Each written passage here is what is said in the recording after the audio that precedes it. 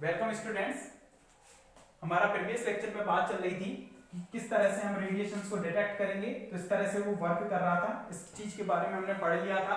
तो लगातार हम वोल्टेज को अगर बढ़ा रहे हैं तो उस आधार पर हम 6 क्षेत्रों में इसको बांट रहे थे ग्राफ को।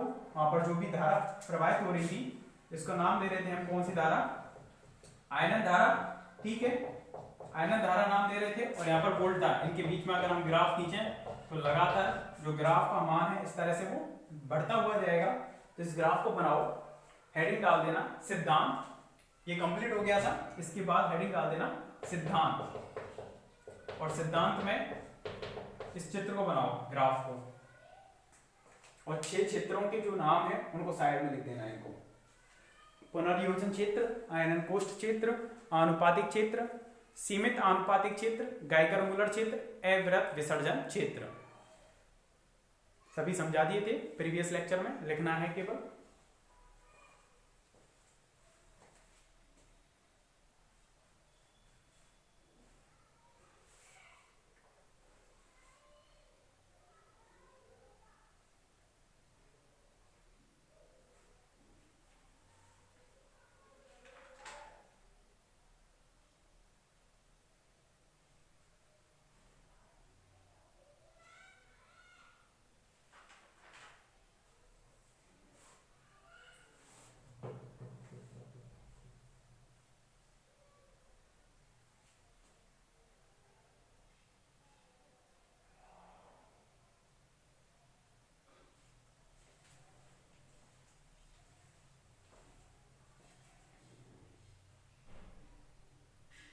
ये पर्टिकुलर पार्टिकल के लिए है, ये ग्राफ बनाया है कि वो कोई एनर्जी ई लेकर आ रहा है और उसकी वजह से वो उस गैस को आयनित कर रहा है। तो उसमें वोल्टता कितनी है, उस आधार पर इस वोल्टता के रीजन में वो किस प्रकार से ग्राफ प्राप्त हो रहा है। वोल्टता बढ़ा दी तो किस तरह से प्राप्त होगा, इस तरह से। ठीक है, ठीक है। प्रोपोर्शनल कोई भी चीज है, x प्रोपोर्शनल है y, तो उसका ग्राफ किस तरह से जाता है? इस तरह से रैखिक रूप से ही तो जाता है। यहाँ पर रैखिक रूप से ग्राफ जा रहा है, इसलिए इसको बोल रहे थे हम प्रोपोर्शनल फील्ड। ठीक है, आनुपातिक क्षेत्र। और यहाँ पर थोड़ा सा झुकाव आ गया, मतलब उसमें जो प्रोपोर्शनलिटी है वो खत्म हो रही है। ठीक है, इस चित्र को इस तरह से बनाना, आप गलत मत कर देना। पहले सीधी रेखा, फिर इस तरह से, फिर सीधी रेखा, फिर इस तरह से, लेकिन घुमाव इस तरह से देना, एकदम पॉइंट वाइज नहीं करना है, इस तरह से। ठीक है, और इस तरह से ऊपर पहुंच जाएगा।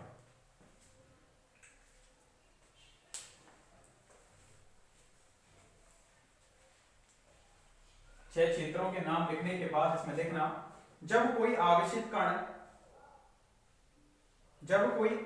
कण इस कोष्ठ में से होकर गुजरता है, तो सिद्धांत में लिख रहे हैं, सिद्धांत में ग्राफ को बनाया है। जब कोई आवेशित कण इस कोष्ठ में से होकर गुजरता है तो गैस को आयनित कर देता है। जब कोई आवेशित कण इस कोष्ठ में से होकर गुजरता है तो गैस को आयनित कर देता है, जिससे इलेक्ट्रॉन एनोड की ओर तथा धनायन कैथोड की ओर गति करते हैं। धनायन कैथोड की ओर गति करते हैं, जिससे परिपथ में आयनन धारा प्रवाहित होती है।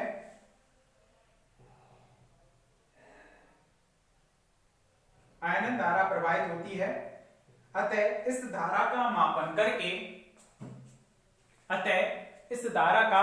करके आयननकारी कण का संसूचन किया जाता है। आयननकारी कण का संसूचन किया जाता है।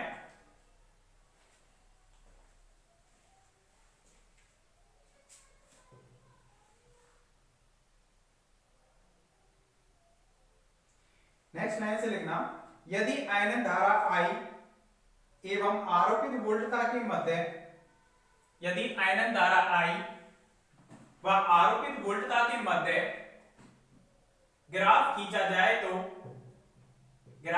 जाए तो वह उपरोक्त प्रकार से प्राप्त होता है। इस ग्राफ को आपने बना लिया था। उसके बाद फर्स्ट पॉइंट डाल देना पुनर्योजन क्षेत्र।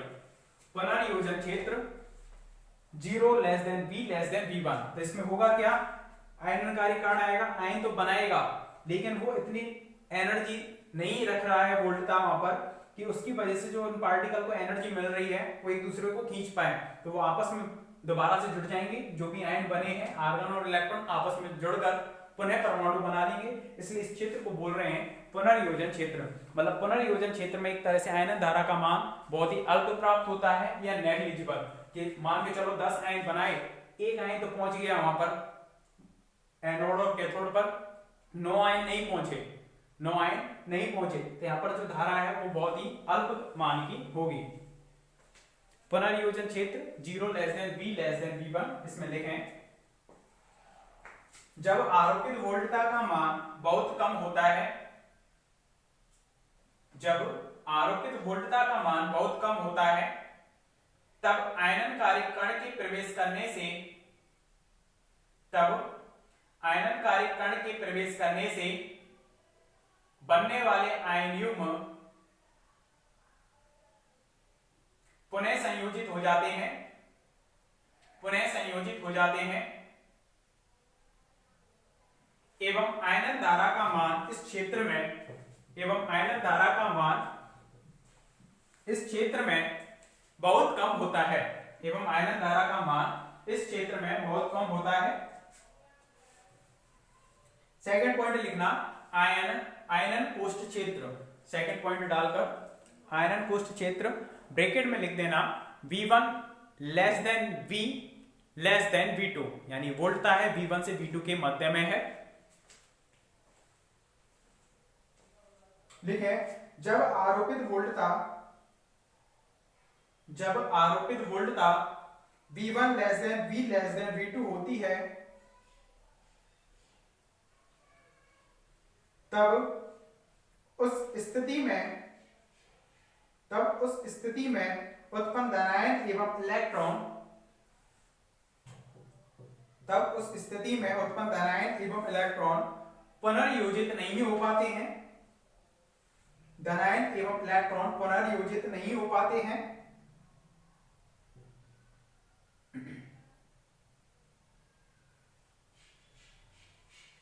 इस क्षेत्र में धनायन एवं इलेक्ट्रॉन विपरीत इलेक्ट्रोडों की ओर गति करते हैं, जिससे आयनन धारा प्राप्त होती है। इस क्षेत्र में धनायन एवं इलेक्ट्रॉन विपरीत इलेक्ट्रोडों की ओर गति करते हैं, जिससे कि आयनन धारा प्राप्त होती है। आयनन धारा को ही नाम देते हैं स्पंद धारा, पल्स।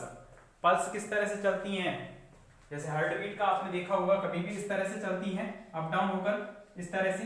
तो यहाँ पर भी कुछ इसी टाइप से करंट फ्लो हो रहा है, होने को अल्टरनेटिंग करंट ही है, लेकिन एम्पलीट्यूड लगातार चेंज हो रहा है, क्योंकि आयन कभी पहुंच रहा है किसी टाइम पर कम पहुंच रहे हैं, किसी टाइम पर ज्यादा पहुंच रहे हैं, तो उसी हिसाब से हमें वहां पर वो पल्स के रूप में, स्पंद के रूप में करंट है वो मिलेगा। थर्ड पॉइंट लिखें, आनुपातिक क्षेत्र। आनुपातिक क्षेत्र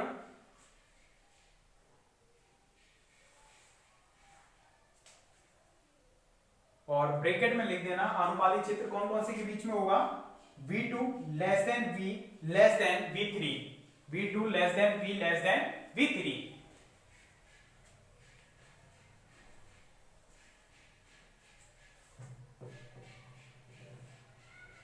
देखें इसमें, जब वोल्टता V2 less than V less than V3 होती है, तब गैस के आयनों की संख्या प्राथमिक आयनों से अधिक हो जाती है। तब गैस के आयनों की संख्या प्राथमिक आयनों से अधिक हो जाती है। प्रथम आयनीकरण में उत्पन्न इलेक्ट्रॉन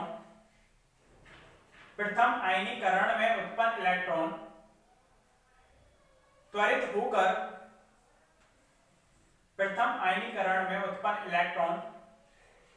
होकर गैस के अणुओं से टकराते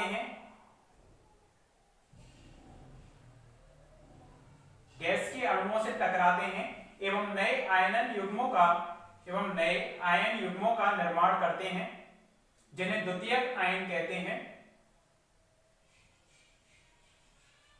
जिन्हें द्वितीयक आयन कहते हैं।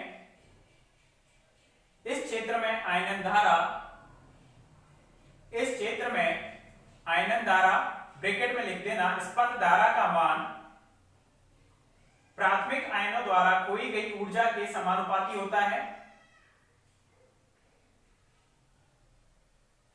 स्पंद धारा का मान प्राथमिक आयनों द्वारा खोई गई ऊर्जा हानि के समानुपाती होता है, इसलिए तो बोल रहे हैं इसको आनुपातिक क्षेत्र, अनुपात में है, समानुपात में समानुपाती होता है। फोर्थ पॉइंट लिख देना, सीमित आनुपातिक क्षेत्र, सीमित आनुपातिक क्षेत्र। तो इस क्षेत्र में क्या हो रहा है कि जो द्वितीयक आयन बन रहे हैं प्राथमिक आयनों की वजह से, और इसमें जो स्पंद धारा का मान है प्राथमिक आयनों के द्वारा जो खोई गई ऊर्जा ह्रास है उसके समानुपात में नहीं हो पाएगा, समानुपाती नहीं रह पाएगा, इसलिए इस क्षेत्र को बोल रहे हैं हम सीमित आनुपातिक क्षेत्र। तो लिखें इसमें फोर्थ पॉइंट डालकर सीमित आनुपातिक क्षेत्र।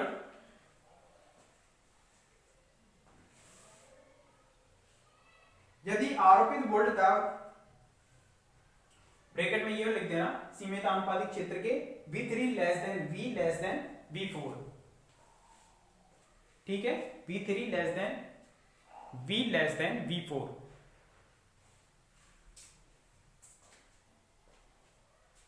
देखना, जब आरोपित वोल्टता V3 less than V less than V4 होती है, जब आरोपित वोल्टता V3 less than V less than V4 होती है,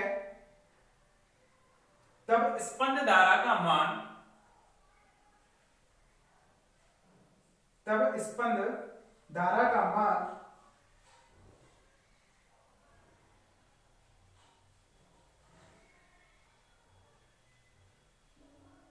प्राथमिक आयनों द्वारा खोई गई ऊर्जा ह्रास के समानुपाती नहीं होता है। तब स्पंद धारा का मान प्राथमिक आयनों द्वारा खोई गई ऊर्जा ह्रास के समानुपाती नहीं होता है, इसलिए इस क्षेत्र को, इसलिए इस क्षेत्र को सीमित आनुपातिक क्षेत्र कहते हैं, इसलिए इस क्षेत्र को सीमित आनुपातिक क्षेत्र कहते हैं। फिफ्थ पॉइंट लिखना, गाइगर मूलर क्षेत्र।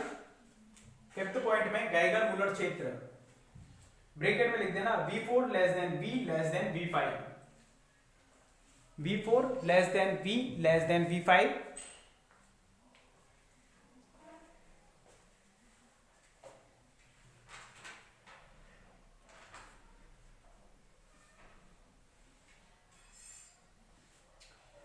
लिखें इसमें, जब आरोपित वोल्टता का मान, जब आरोपित वोल्टता का मान V4 less than V less than V5 के मध्य होता है, जब आरोपित वोल्टता का मान V4 less than V less than V5 के मध्य होता है, तब आयनन धारा के स्पंद की ऊंचाई, तब आयनन धारा के स्पंद यानी कि पल्स जो ऊपर मैक्सिमम वैल्यू जो आ रही है, स्पंद की ऊंचाई बहुत अधिक होती है, आयनन धारा के स्पंद की ऊंचाई बहुत अधिक होती है। अतः इस क्षेत्र में आयनन धारा का मान, अतः इस क्षेत्र में आयनन धारा का मान आयनकारी कण की ऊर्जा पर निर्भर नहीं करता है। आयनन धारा का मान आयनकारी कण की ऊर्जा पर निर्भर नहीं करता है। इस क्षेत्र को गाइगर क्षेत्र कहते हैं, इस क्षेत्र को गाइगर क्षेत्र कहते हैं।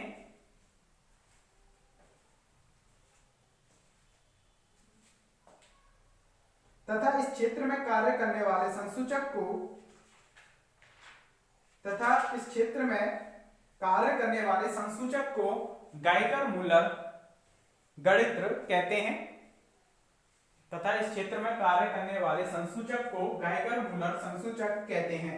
मतलब गाइगर मूलर काउंटर जो हमने थर्ड पॉइंट लिखा था उसको यदि बनाना है तो उसमें वोल्टता V4 से P5 के मध्य रखी जाती है। यहाँ पर V4 की वैल्यू होती है 800 और V5 की होती है 2000, यानी कि 800 से 2000 वोल्ट के मध्य अगर हम वोल्टता को यहाँ पर रख रहे हैं, तब उस स्थिति में जो हमारे पास संसूचक बनेगा, डिटेक्टर बनेगा, वो कौन सा बनेगा? GM काउंटर, गाइगर मुलर गणित्र। ठीक है, ये आपका प्रैक्टिकल भी है फाइनल ईयर में GM काउंटर का। गाइगर मुलर संसूचक कहते हैं। इसके बाद 6 पॉइंट लिखना, अविरत विसर्जन क्षेत्र। अविरत विसर्जन क्षेत्र। अब V6 की वैल्यू कोई फिक्स नहीं है, इसमें मैक्सिमम कितनी भी जा सकती है, तो ब्रैकेट में इस तरह से लिख देना कि V का जो मान है V5 से ऊपर है। ठीक है, और यहां पर इंग्लिश में भी लिख देना continuous discharge region. Discharge region, continuous discharge reason.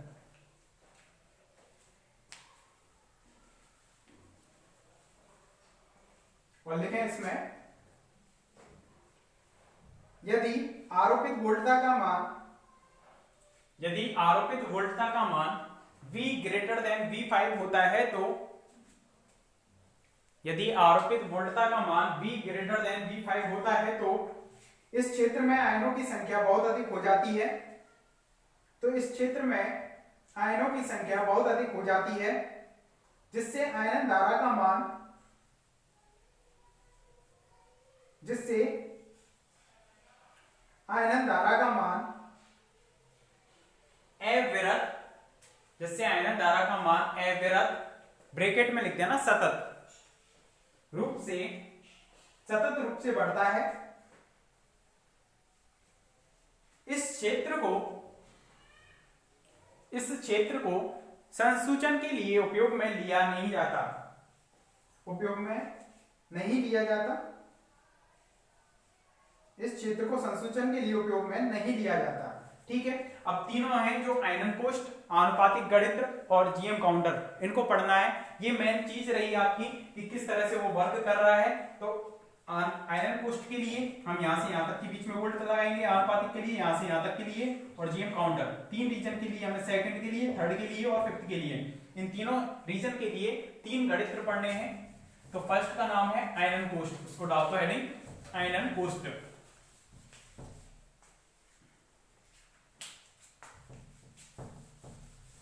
आयनन कोष्ठ हेडिंग डाल दो, आयोनाइजेशन चैम्बर।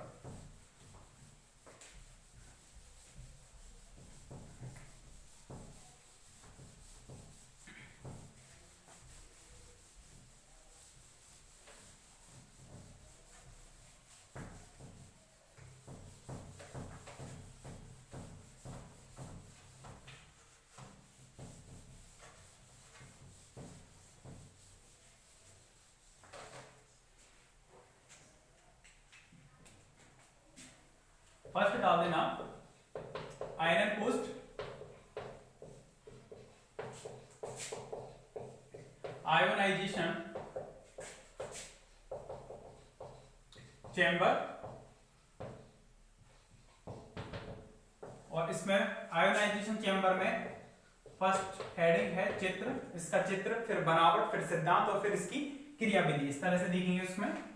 तो देखो क्रियाविधि तो सेम ही है, अभी जैसे पढ़ा था कि एक धातु की बेलनाकार नली होगी, इस तरह से धातु की एक बेलनाकार नली है, इसके बीच में यहां पर एक एनोड का वायर होगा इस तरह से।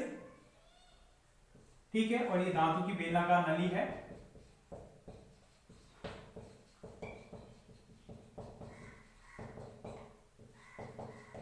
धातु की बेलनाकार नली, ये एनोड का तार है, एनोड तार है। इसमें से हमने नेगेटिव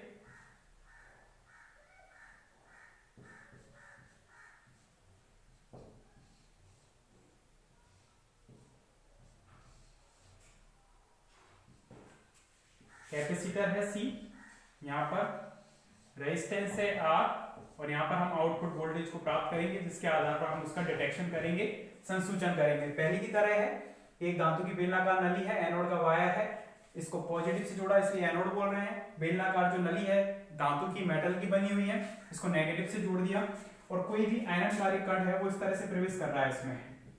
यहाँ पर इस तरह से आयननकारी कण है वो आया आयननकारी कण।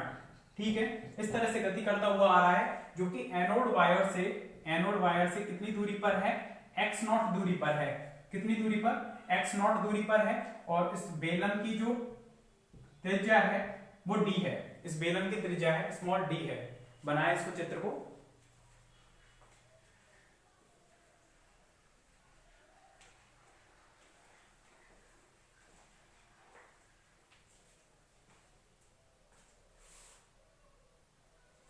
और यहाँ पर जो वोल्ट का लगाई जाएगी बहुत कम मान की होगी, 10 से 200 वोल्ट। V का जो मान है यहाँ पर 10 से 200 वोल्ट।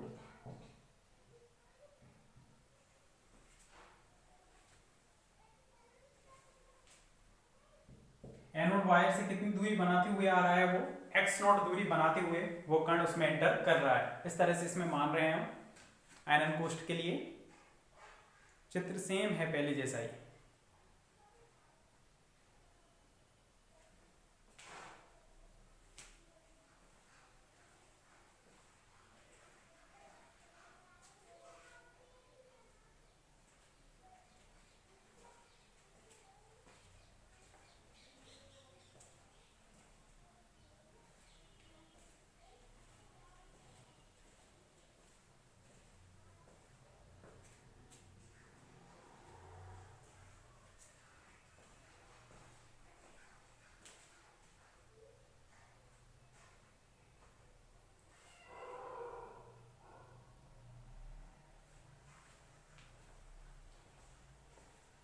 बनावट में लिखना है इसमें, जो अभी बोला था वही बनावट है कि इस तरह से धातु की बेलनाकार नली है, एनोड का वायर है, कैपेसिटर सी, रेजिस्टेंस एक दूसरे के समांतर क्रम में है। आउटपुट वोल्टेज इसको V0 से या Vt से रिप्रेजेंट कर देना, क्योंकि टाइम के रेस्पेक्ट में वो चेंजेबल होती रहेगी। तो किसी टाइम t पर हम उसको डिटेक्ट कर रहे हैं, उस आधार पर उसको हम Vt बोल रहे हैं। ठीक है, Vt से रिप्रेजेंट कर देना। और लिखें इसमें बनावट में, आयरन कोष्ठ धातु की एक बेलनाकार नली होती है। आयरन कोष्ठ धातु की एक बेलनाकार नली होती है।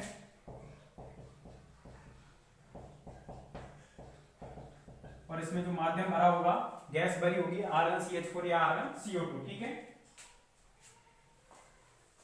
जिसमें आयननकारी गैस के रूप में Rn-CH4 या Rn-CO2 गैस का उपयोग किया जाता है।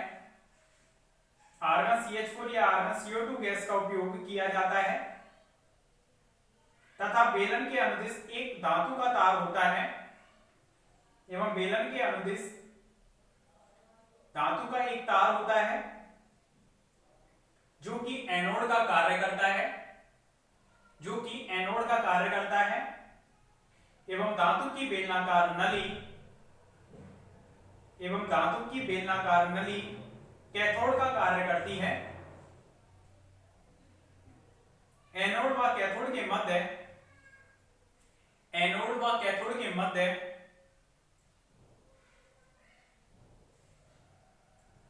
विभवांतर 10 से 200 वोल्ट का लगाया जाता है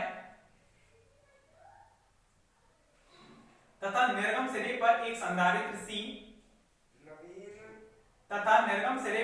संधारित्र C एवं प्रतिरोध R लगा होता है। एक संधारित्र C व प्रतिरोध R लगा होता है। ठीक है, इसके बाद चित्र हो गया बनावट। इसके बाद सिद्धांत एवं क्रियाविधि। क्या है सिद्धांत एवं क्रियाविधि, इसको पढ़ेंगे हम नेक्स्ट लेक्चर में। ठीक है, हेडिंग डाल देना सिद्धांत एवं क्रियाविधि, थर्ड पॉइंट को। Thank you.